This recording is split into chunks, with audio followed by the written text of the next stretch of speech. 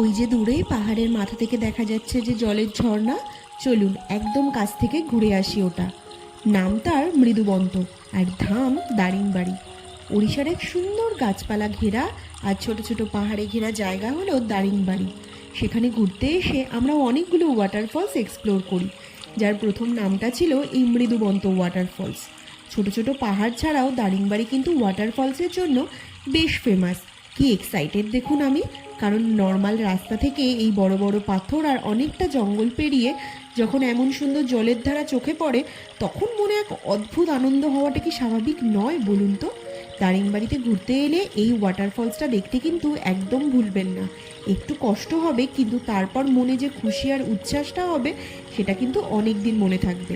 দারিংবাড়ির এমন অনেক আরও ছোট ভিডিও পেতে আমার চ্যানেলটা অবশ্যই সাবস্ক্রাইব করুন। আজ টাটা, পরের ভিডিওতে আবার দেখা হবে।